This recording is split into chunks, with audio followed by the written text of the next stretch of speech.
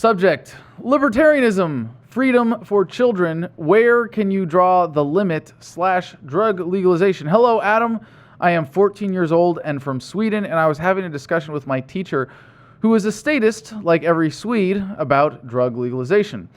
And I didn't use any of the arguments about how the war on drugs haven't worked at all. Instead, I took a voluntarist argument and said people should be able to do whatever they want with their bodies. By the way, not every Swede is a statist. There are actually a good handful of Adam versus the Man fans in Sweden. As excited as I always am to hear from our friends across the pond, you are not the first fan from Sweden to write in. Yeah. And she took up that it's not only the person using the drug who gets affected, if it's a parent, the children could be negatively affected and such. Oh gosh, this is the most dangerous anti-freedom argument. Oh, you're doing something that, yes, you have a right to do, that you certainly are justified in doing, but because it might affect me in a bad way, I'm going to take that as justification to use violence against you. You see, when you rephrase it like that, it sounds kind of silly, doesn't it? As opposed to, well, that could affect me, therefore there ought to be a law to protect me. And I replied that there are parents who get obese from eating too much McDonald's and die and therefore hurt the children. Does that mean we should forbid fast food? Oh, zing. Thank you. Good response. No, and that's a great sort of counter example when someone tries to raise this argument. Well, where do you draw the line? And it's wherever I feel like it, wherever I'm scared enough that government is necessary, and it's really an easy argument to punch holes in.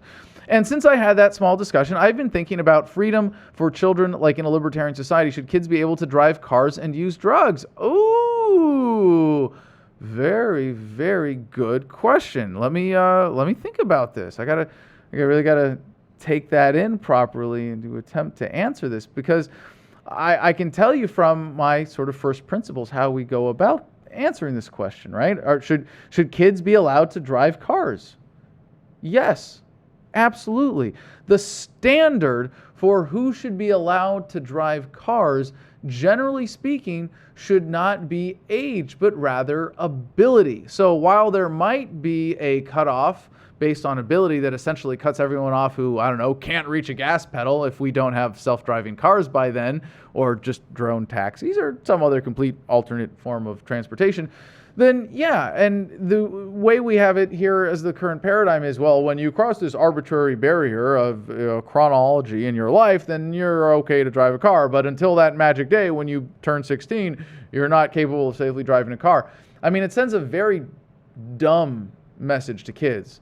I don't say it's a bad message. This is a really stupid message. It's like we as society are so dumb that we can't actually figure out why we're doing this. We're just going to come up with this arbitrary thing and say, well, it's when you turn 16, magically you're able to drive a car, because we couldn't take like 2 extra seconds to think about this before we just accepted the government bullshit system for managing the roads. Yeah, whoops.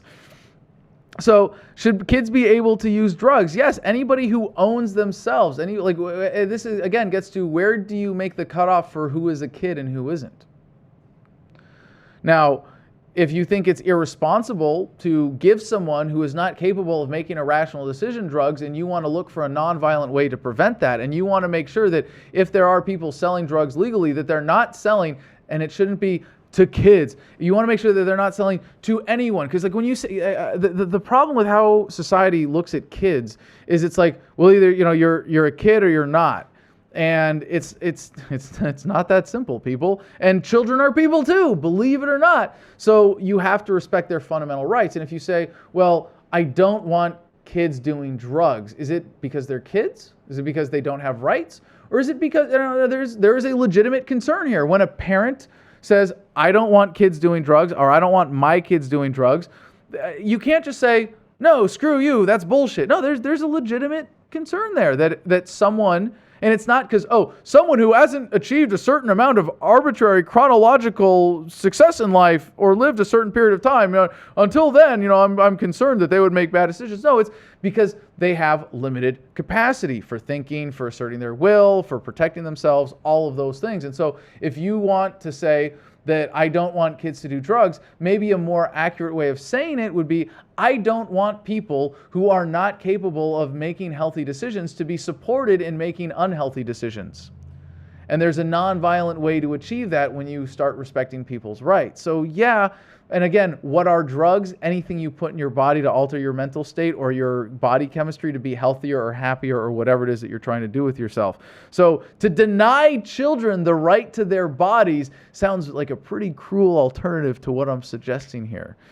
And since because if you do not let a child drive a car, are you not taking his freedom? Now, on the issue of driving a car, we have this government monopoly on roads and on the infrastructure, and so it's kind of hard to to compare that to what the market would provide, what a nonviolent society would look like in terms of who is allowed to drive on what roads by whom when they're all privatized. And if the demands of the market are going to support age discrimination, I think that sucks. But that might be a way that the safety issue is addressed in at least a non-violent manner as opposed to the violent manner of the state, which is if you don't have this magical card given to you by government and you exercise your freedom of movement, you get shot at or locked in a cage or whatever other sanctions government can get away with imposing on you. So I would like some tips about discussing drug legalization when people take up, others get affected, and that thing about freedom for children. Well, I hope what I've given you so far has helped. And when people take this up, the other people are affected argument, I think your response is perfect, but it does need a little more, thought and deliberate teasing out to separate someone from this bad idea of the slippery slope. Well, I'm being affected, therefore, Jeffrey's BO should be illegal. No, I'm sorry. Just because I can smell it doesn't mean I have a right to do violence against someone.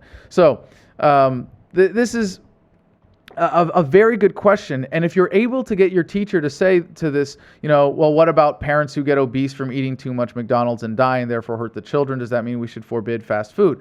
That's a great way of poking a hole in their argument, but their reaction might be to plug that hole with more bullshit. You have to keep clearing out that bullshit and let all of the air dissipate and go out of that bad argument before they'll be able to really accept it. So the last thing I'll say is a tip for discussing these issues in a situation like this is to be patient. When you're dealing with someone who's got this commitment to these bad, dangerous ideas, you can't expect them to turn on a dime. Even for me, it was a very slow process. It took me 10 years to go from calling myself a libertarian to philosophically understanding what I meant, or what that meant. So yeah, I guess it's understanding what I meant by that. So I hope that you'll take that in speaking with this teacher and other people that you might be reaching out to, that while you might have the bulletproof arguments, if you don't have the patience, if you don't have the compassion, if you can't listen to them and find out really what their arguments are and what's attaching them to violence, then you're not going to get anywhere. But it sounds like you're really on the right track. And I'm excited to see a budding libertarian movement in Sweden now. Remember to encrypt and back up your wallet and store your password in a safe place. Smoke it anyway! Yo, close. Back off. Guys.